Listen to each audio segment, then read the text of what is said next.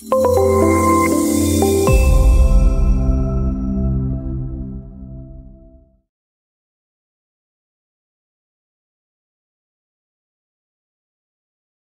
the pandemic has completely altered how workplaces function, right? So recent HBR articles said about 65% employees would actually prefer to work remotely, whereas 33% prefer a hybrid work environment.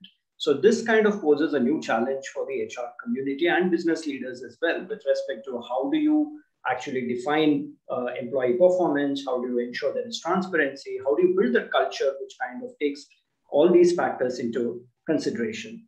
So today I have with me Vinay Trivedi. He's the global CHRO for Therapy. So he'll be here to share some of his perspectives on this subject. Welcome, Vinay. Really nice to have you with us today. Thanks, Karthik. Thanks for having me. Yeah. So Vinay, this new work environment, right? So it's a lot of people, companies have asked employees to now come back to work. Some people are still apprehensive to go back, to work in physical office spaces. Right? There are so many challenges which are happening right now. So from an HR and a business leader perspective, how do you think they need to adapt to this new reality, and how do you create a culture which is more conducive for this kind of a workplace for the future? So I think last 1 year has been pretty much an exploratory year or an experimentation year for everybody across the world, because you were in real sense doing something that you had never done before in most scenarios. You were doing it out of no choice. But what it has done is it has done 2 or 3 things for the ecosystem. First thing that it has done for the ecosystem is acceptability of flexibility at workplaces as a normal scenario. Yeah. Earlier, having flexible workplaces would only be textbook topics, or maybe 2 or 3 companies would do something which is very radically different. And everybody else would just talk about it, saying, wow, look at that company, they're doing this, look at that company, they're doing that. Yeah. So I think first thing that has done is normalized flexibility.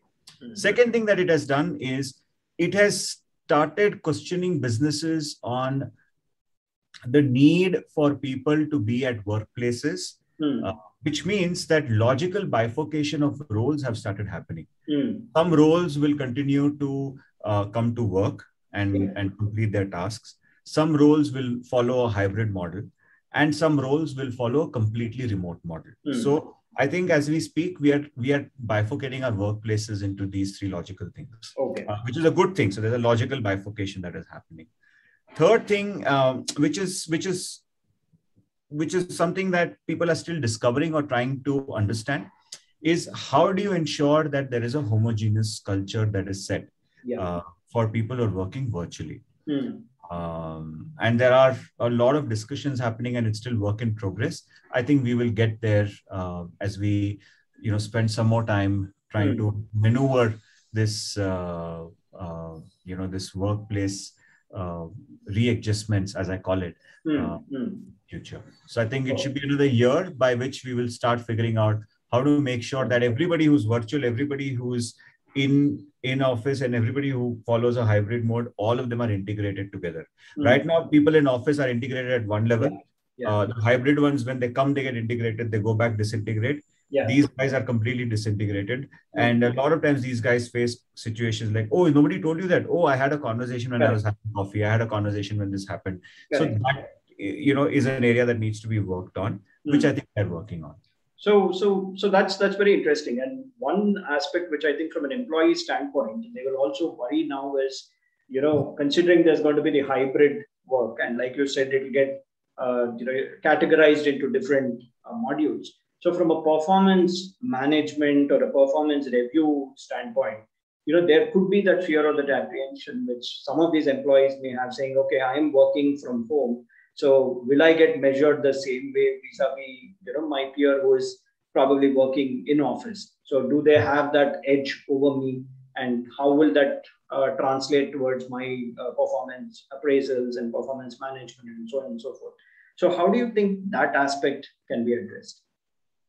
No, I don't think that aspect is a worry for anybody. And I don't think anybody should even think about that, because your performance and your KRAs and your deliverables are yours. Your initiation or initiative taking ability is yours. Mm. You may be working from home and possibly be working on 10 different projects, and you may be going to office thinking that because you're in office, your job is done, you may not even take up a single project. Chances are higher that somebody who works from home gets a higher rating or a higher increment because he or she's gone above and beyond. So I don't think that's going to be a worry at all. As far as people understand that they have to stop blaming external factors for their non-performance and start taking charge of their careers, which in most scenarios does not happen. Yeah. That is the real problem. The problem is not whether they lose out, right? Whether am I doing enough to take charge of my career? People are used to blaming, saying, oh, my supervisor was partial. Oh, this office politics. Oh, this happened. Oh, that happened. Right. Which, by the way, is also a reality. And you have to sort of unfortunate reality, which you have to live with. But, if people who take charge of their careers, there is no problem at all. But how does it play out from the manager's standpoint? So, now they'll be managing hybrid teams. Some of them are in office, some are remote. Because initially, at least when everybody moved into a remote working, micromanaging also increased to a great extent because, some of the managers weren't sure that trust element was not built, which probably over this year, because they continued working remotely, could have been at risk. But when this hybrid environment comes in, how does, as a manager, one kind of engage and bring those teams together and then rally it forward? See, for a manager to really think on what needs to be done or how does he deal with this scenario, essentially, manager needs to focus on 2 or 3 things. First is to ensure that there is equitable task distribution to people, irrespective of whether you're seeing the guy in front of you or the guy is working from home. The minute you take care of workload allocation in a certain manner or task allocation, half your problems are solved.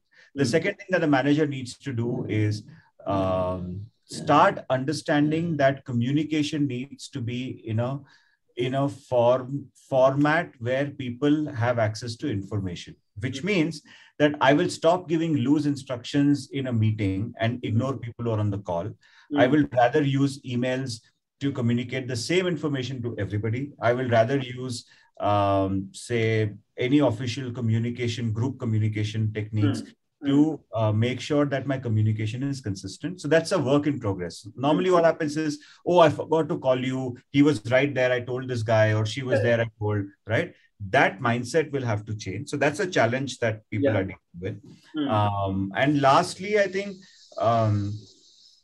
managers have to begin trusting more in their people, that they're doing a job instead of only looking at policing them. Even though they don't have a choice. I mean, they have a choice. Like earlier, they didn't have a choice, so they did everything. But I think that change needs to happen. So these are 3 things that a manager needs to work. Okay. And now we increasingly see the Gen Z also, which is entering into the workforce, right? And then you have different generations of workers also, which forms a part of our team. And a lot of leaders in organization would have probably been used to a top-down approach where they define, what should be the goals, the charter, and the juniors will then go and implement it. But probably that needs to change now. So how do you see that communication and collaboration happening in between teams? Yeah, that's a hard change that everybody has to go through. The way I see it is that every organization needs to appreciate that there are 2 or 3 different types of workforces. And I normally give this home example for people, saying that you may have grandparents, you may have parents, you may have kids at home, and you definitely don't talk the same language to everybody. So when you do that differently for different people in your house, why do you expect people to understand it in the same way at workplace? And why don't you think of looking at it, approaching in a different manner? The minute people understand that there is a difference in the way the generation will receive information, half your problem is solved, because you will exactly give information that is understood by the certain sector. Okay. So managers need to understand that there needs to be difference in the way you would provide information. because you want ultimately information to be consumed and then translate into a delivery. So that's the first part that the managers need to do. And that's something that people are adopting slowly but surely. Secondly, the managers have to get away from a fixated mindset of what they went through. Because if they get fixated on saying, when I started my career, this is how I behaved, no one's going to listen to them. They're always going to have struggles managing their teams. There's going to be high attrition. There's going to be people who will not even respond. So managers have to stop being fixated and understand how they can inspire the Gen Y and Gen Z, that is the millennials and Gen Z, to get them to work. Okay. And with this pandemic, we also saw a lot of fast tracking that happened with respect to technology adoption itself. The way businesses functioned, or even other departments function. So how do you see the HR community or HR leaders adapting to this digital transformation wave which has come in? And what are some couple of areas where you see technology will be like a game changer from an HR perspective? So technology has always been at the forefront of helping human beings, right, to do things in a simpler, smarter, and faster way. Yeah. From an HR perspective, I'll just give an example to get a perspective right.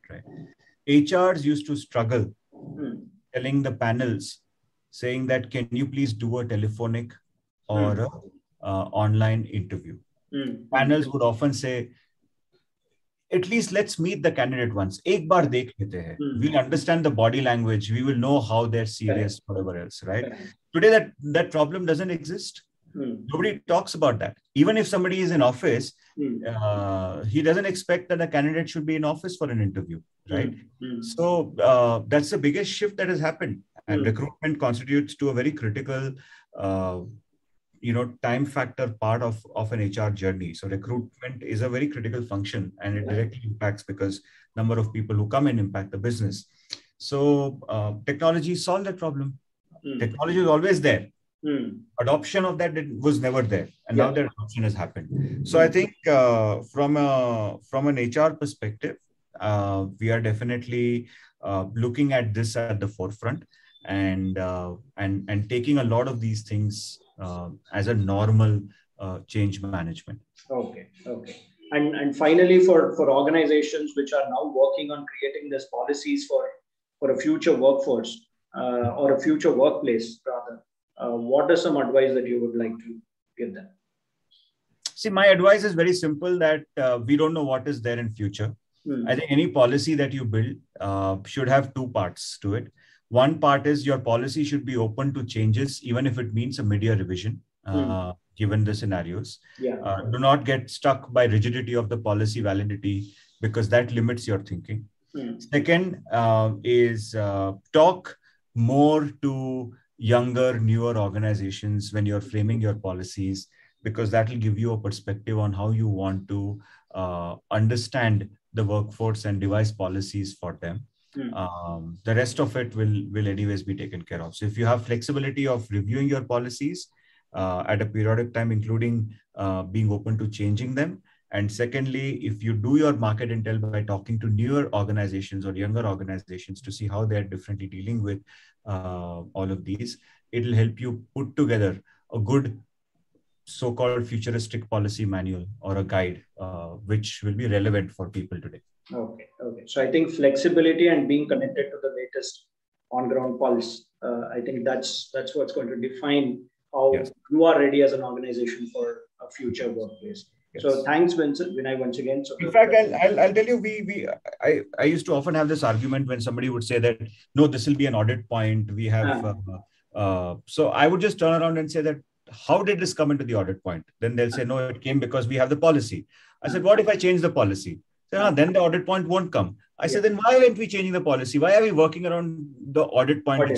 Looking at the problem statement, which, by the way, needs urgent attention at a policy level. Why are we doing workarounds? Because you want to make sure that your audit is green. So, we have to move away from that mind. So auditing was done to make sure that whatever you agree, you continue to follow. Unfortunately, people forget that, that is something that can be changed. And they do all the work around saying that audit, we want to do that. So we have to move away from that mindset when I say flexibility. I think that's a very valid point. In fact, a lot of them get stuck with that audit saying, no, this will be an NC in the audit. Yeah. And rather looking at saying from where did it actually origin. So I think that's a very valid point. So thanks, Vinay, once again for sharing your perspectives with us. It was wonderful talking to you. And looking forward to having more conversations with you in future.